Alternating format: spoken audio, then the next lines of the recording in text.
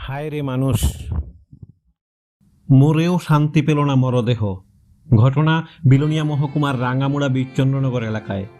বাংলাদেশের নাগরিক, বয়স 40-এর যুবক বেলাল হোসেন পারিবারিক সমস্যাকে কেন্দ্র করে মানসিক অবসাদের বশে সোমবার সকালে ভারত বাংলাদেশ সীমান্তবর্তী এলাকায় বাংলাদেশ সীমানা থেকে প্রায় 15 থেকে 20 ফুট ভেতরে ভারতীয় ভূখণ্ডে কাটাতার সীমানার 2106-15S নং পিলার সংলগ্ন এলাকায় এসে একটি একাশিয়া গাছে গলায় ফাঁস লাগিয়ে আত্মহত্যা করে।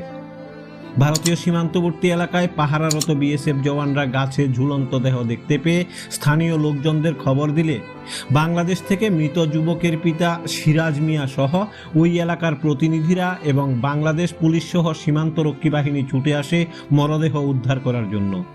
কিন্তু যুবকের মরদেহ ভারতীয় ভূখণ্ডে হওয়ার কারণে বাংলাদেশ পুলিশ সহ সীমান্তরক্ষী বাহিনীরা দেহ শনাক্ত করলেও আন্তর্জাতিক দায়বদ্ধতার কারণে দায়িত্ব নিতে অস্বীকার করে।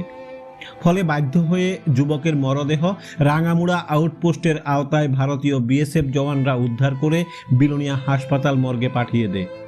মঙ্গলবার সকালে বেলাল হোসেনের মরদেহ ময়নাতদন্তের পর আন্তর্জাতিক নিয়ম নীতি মেনে পরিবারের লোকজনদের হাতে তুলে দেওয়ার জন্য ব্যবস্থা গ্রহণ করা হয়।